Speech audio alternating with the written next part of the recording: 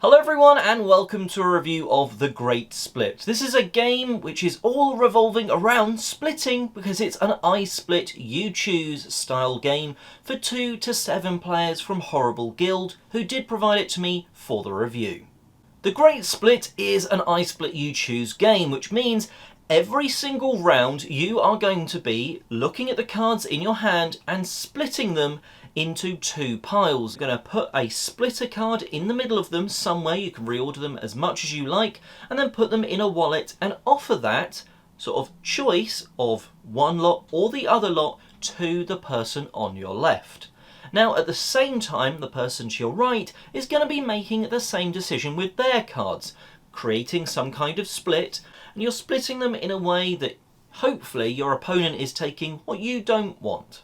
So while you've passed your options to the person on your left, you're getting them from the player on your right. You're going to open the wallet up, look at the choice, keep the cards from the one side of the split card, and then put the rest back in, including the split card, and pass it back to them. Now each round is going to go like that, but you do get better cards. So at the start of the game, everyone's going to start with a number of level 1 cards, and then when the first round begins, everyone gets a level 2 card to sort of spice things up a little bit. For the first few rounds, you're going to get just one new card added to the mix that's level 2. It might see you discard sort of a level 1 or maybe even a level 2 if you're not going for that. And then towards the end of the game, you'll be getting level 3 cards. Predominantly, level 1 cards have 1 resource on them, level 2, 2, level 3, 3. It's not 100% that logical science, but most of them. And you're making these choices based on this board in front of you. So once you've made your choice and you've got your cards back from the other player that you offered a choice to, you'll have all of the cards you're available to use that round. You're going to activate most of them to be moving up the different tracks. So if you have 2 purple books, you can move up the purple book track twice. Now, why are you moving up all of these different tracks? Well, points mean prizes. The purple book track is very simple. The further you move up it, the more points it's worth. The next one, the sort of brown statues, well, they're going to be sort of dependent on this thing at the bottom of the board. At the end of every round, a token is turned over for those statues and increases their sort of value or their popularity by a certain number between 0 and 4. So you move it up, and then depending on where you are, what your number is on the brown track, say you've pushed it to 6, you check on the track if 6 is within the sort of thing that it gives you points for. Gems, well, you're going to score the lowest of those numbers, so you kind of want to push the blue and the green gems up kind of alongside each other. Gold doesn't just get you points, that's going to though have some movement. So gold, when you land on certain spaces with a double arrow, you can move up any track twice. Maybe it's one of those that I've already spoken about, or maybe it's the ribbons. The ribbons are all about endgame scoring as well as a little sort of boost of movement on the respective tracks. At the end of the game, you're going to look at how far you up that purple ribbon track. How many stars are you past, basically, and then you're going to multiply that by the number of book symbols that you've passed on the purple book track. It's not like one space to one book, there's sort of gaps and stuff, so there's a little bit of counting, but basically all of those ribbon tracks work the same. It's how far you've gone up to those respective tracks. So it's really very simple. Across the rounds of the game, you are choosing, right, I kind of want these cards, don't really want these cards, but is it enough for my opponent that I'm passing these cards to take those? They're collecting gems. All right, let's maybe just put this one more gem card in this half of the split, and they're probably more likely to take that, and then I'll get the cards that I want. Doesn't always work out like that, so you don't want to make that split bad for you either way, but that's the sort of logic. As you're passing it to them, you're getting ones to choose, you're then moving up on these tracks, and then once you've done that, you're picking all those cards back up that you've just used to move on the tracks, gaining a new card, depending on if it's level 2 or 3 on the round, and then you're doing a new split for the person on your left, and you're getting another one. And it's that quick and very rapid, and that's pretty much how you play. full of I Split You Choose, quite simultaneous, and that's how you play The Great Split. Let's start off with the production quality, which I'm going to say not only looks fantastic, it also looks a bit bland. Yes, that's quite two ends of the spectrum, but let's try and explain that. Most of the boards or everything is very white, clean, minimalist look. It means that it's really obvious when you're being offered these cards. This is 2 coins, this is the green gem, this is the purple book, this is the track that represents, that you're moving up. It's all really obvious. At just a half a glance, you can tell exactly what that card is going to do for you on your board. But it's all very white, very minimalist, and it just means that the game does, while it means it's super easy to play and use, it does mean that it just lacks, for me, a little bit of something special. There's no sort of theme there. Particularly like the fact that the boards themselves are dual layer, so there's no chance of those cubes being knocked around too easily. You can nice and satisfyingly move them along the tracks. So production wise, it's all really clean, really useful for when you're actually playing, though it's not necessarily the most inspiring. When it comes to the gameplay, there's certainly a few things that I really do like. First of all, there's some of that sort of roll and write chaining bonuses style things. There's not masses of it, like the top tracks. When you're moving along them, it's sort of you're moving along them for points, but the lower ones like the gold and the ribbons, those do have, when you move onto this space, you can move up something else. But the gold one I really do like. It's that like sort of wildness that you get in a lot of things. Gold doesn't really score you apart from the ribbon side of things, unlike say the books, which score you as well as the ribbons. But it's really cool when you do move up that track and you hit those double movements and you can jump up massively on one track. Oh, we're just about to score halfway through the game. We're just going to score the gems. Oh, well, the blue gem for me is lagging behind at the moment. Let's take this opportunity to make it sort of bounce up 2 spots. So that's a really cool choice, and those bonuses just feel like you're getting something a little bit more. Next is the fact that you always have your split card. Now, that seems like a pretty boring sounding thing, but that actually is a bonus movement. A bit like with that gold track, it's a 1 wild movement. You can use it for anything.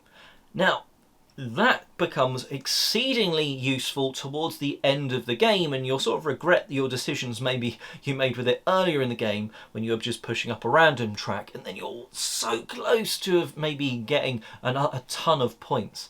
But it does mean that you've always got something you can do. Even if the cards offered to you weren't really what you were hoping for, the person you passed cards to, they took the cards you were hoping for and you got all of this back.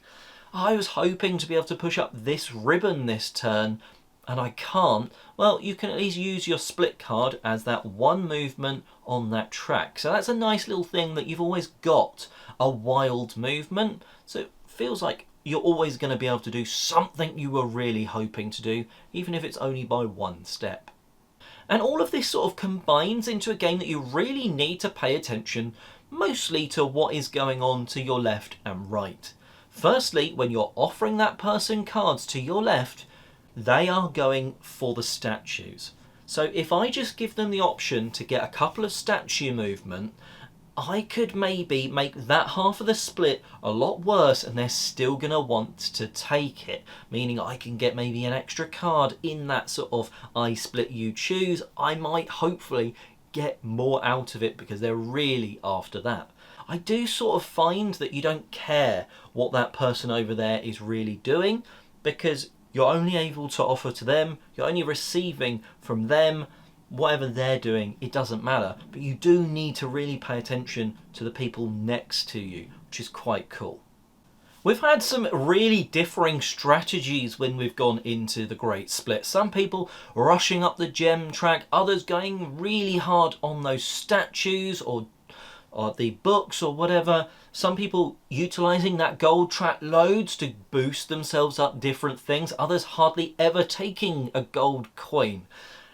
And the points are normally really close. You're scoring for many different things. Through the middle of the game, you're scoring for everything but the end game ribbons. And it means that you really do score a lot of points, but it can be super, super close despite the different strategies. It's not the sort of game where it's like feels massively different. You've just pushed up a different track, but it does still feel like I have gone in hard for these books. I'm really going up that specific ribbon as well. It's going to get me loads of points from that, but I'm not going to get hardly any from gems or whatever. And you can still find that the numbers, the end scores are very close, which is a really cool thing when big numbers are being scored. I slightly alluded to it there, but it doesn't necessarily feel that different from one game to the next. It's a really solid experience that you're getting these choices. You're getting a good choice sort of twice on a turn. What am I offering? What am I getting from this offer?